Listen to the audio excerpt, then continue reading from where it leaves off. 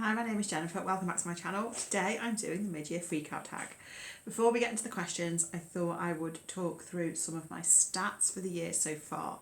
I'll link my story graph down below in case you are interested in following me on there.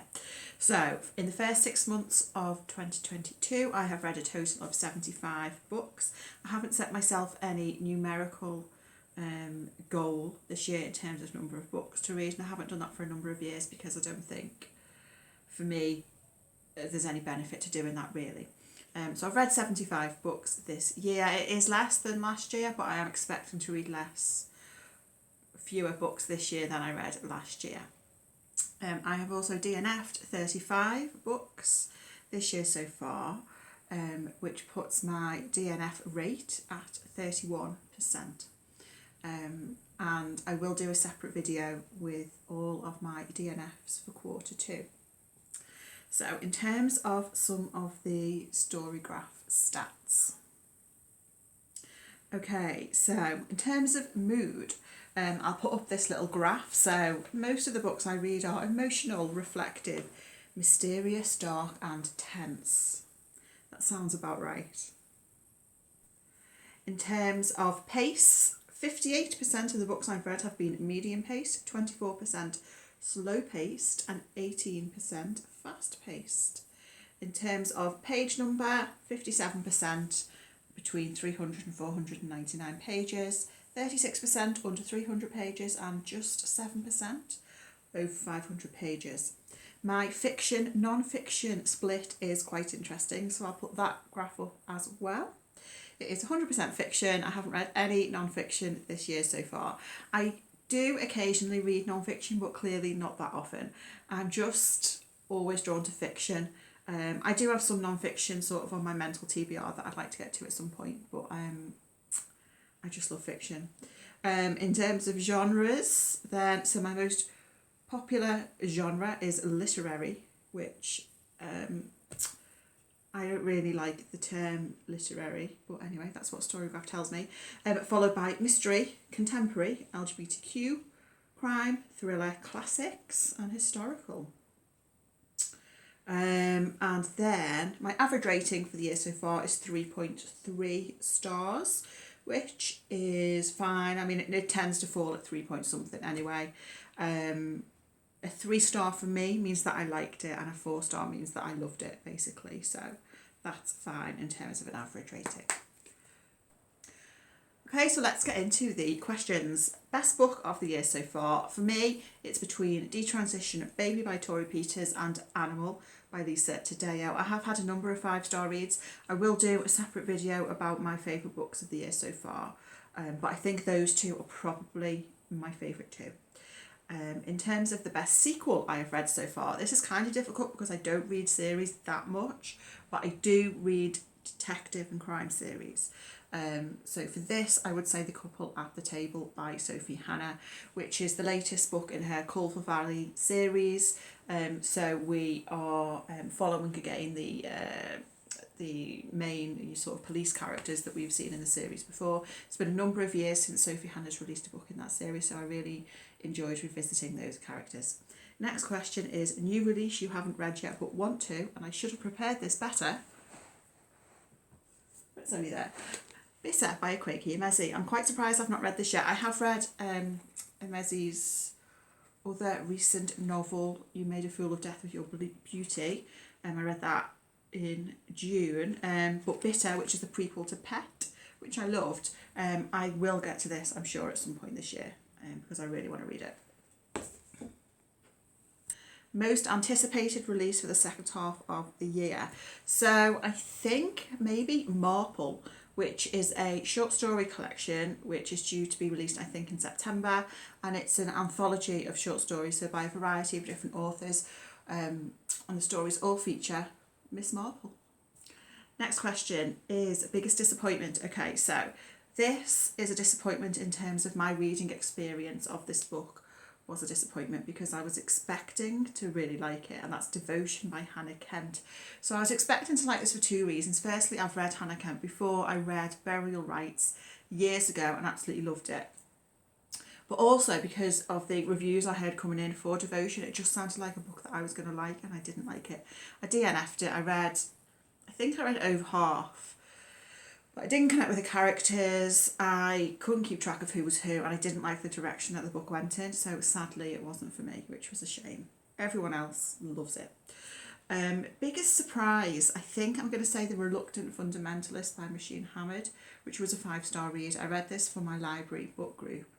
And it was a surprise because it's a book I have heard of before, but I didn't really know anything about it, and it just wasn't what I was expecting. I loved it. I just think it's doing interesting things in terms of sort of narrative voice, and it's quite a pacey read as well, which is my kind of thing. Favourite new author, I'm going to say Lisa Taddeo. So I read Animal earlier this year, which I've already mentioned. It's one of my favourite books of the year. I'm currently in the middle of reading Ghost Lover, which is a short story collection by Lisa Taddeo, which has recently been published. I have still got, I think, about 3 stories left to go, but I am loving it. So I do want to get to Lisa Taddeo's non-fiction 3 Women at some point as well. Okay, next question is newest fictional crush. I don't have one. Next question, newest favourite character. I'm going to say Bess from Careless by Kirsty. I read this because it was on the women's long list and had never heard of the book before. That book should have made the shortlist. It was robbed. But that's a great book. It's about Bess, who is 15 years old. She lives with her foster parents, and she falls pregnant at the start of the book, and it's about sort of her dealing with that, her relationship with her foster parents, with her best friend, and she is a great main character. Okay, a book that made you cry. I'm going to say Sorrow and Bliss by Megan Mason, which was on the Women's Prize shortlist. I really like Sorrow and Bliss. It was my second time sort of trying to read it because I initially DNF'd it, but I'm glad I went back to it because I thought it was great, and it did make me cry, but it also made me laugh out loud. Neither of those things happen that often from a book. Next question is book that made you happy. So for this one, I'm going to say Mr. Loverman by Bernardine Evaristo. I've been wanting to read this for a while, and it was great. It was just so joyful, and it just made me really happy. Great characters, great writing. It's fabulous. Okay, most beautiful book you've bought or received this year. So I'm going to say Felix Ever After by Kacen, Callender, because this is a lovely cover and it has lovely sprayed edges as well. And it's also a great book. It's a YA novel, and I read it in June, I think. Thoroughly enjoyed it, highly recommend. So the final question is, what books do you need to read by the end of the year? So I don't need to read anything by the end of the year, but I thought I would use this opportunity to check in on the goals that I set for myself at the start of the year. So, as I say, I didn't set a numerical goal in terms of number of books I wanted to read, but I did say there was some. I wanted to make time for some certain types of reading, and first was rereading. So far this year, I think I've reread a total of 5 books. 3 of them were Agatha Christie's. I also reread The Night Watch by Sarah Waters, which I loved. And I reread The Behaviour of Moths by Poppy Adams, which I loved. The other books that I am keen to reread, I think, by the end of the year are Fingersmith by Sarah Waters, because I am working my way through rereading all of Sarah Waters' novels. Emezi by Susanna Clarke. I read this 2 years ago now and loved it, so I do want to revisit it. Down and Out in Paris and London by George Orwell, which I haven't read for, it could be 20 years, but I remember liking it at the time. And I would also like to reread The Picture of Dorian Gray by Oscar Wilde. I think this could be like a new favourite novel, but I have only read it once. I read it maybe like 3 years ago, so I would like to revisit that this year. Okay. My next goal that I set myself was to read some long books, which I keep putting off. So out of the ones I listed, I think I've only read one so far, and that was the Sea by Iris Murdoch, which I enjoyed, and I have since read another Iris Murdoch novel and short story. The other books that I listed as long books that I wanted to read this year were Jonathan Strange and Mr. Norrell by Susanna Clarke, The Unconsoled by Kazuo Ishiguro, The Luminaries by Eleanor Caton, Ducks Newburyport by Lucy Ellman, and The Name of the Rose by Umberto Eco. So for this goal, I'm going to get more specific, and I've chosen 2 of these books that I would like to... I'd like to get to all of these at some point, but I've chosen 2 that I want to get to this year. So the 2 books I want to get to are The Unconsoled by Ishiguro. I own this copy. It's a book I did try to read many years ago, but it just wasn't the right time for me to get to it, but I really like Ishiguro. So I am keen to read this one this year.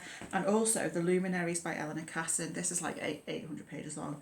I picked this up from the library this morning, and this is one I am intrigued by, but I have heard that it takes like a good half of the book to get into it. So at least I'm prepared for that, so I'll try and push through. But you know what I'm like with DNFing, so it does make me nervous. And then the final sort of category of books that I wanted to read this year were classics. So the ones that I have read from my list were The Tenant of Wildfell Hall by Anne Bronte, which I enjoyed, Morris by Ian Forster, which I loved, and then Mrs. Dalloway by Virginia Woolf, which I actually DNF'd, which is fine.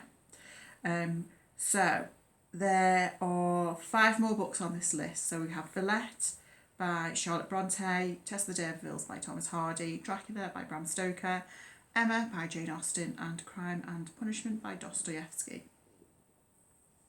So I have picked 3 of those that I think I'd like to try and get to this year. Whether I will get to all of them, who can say?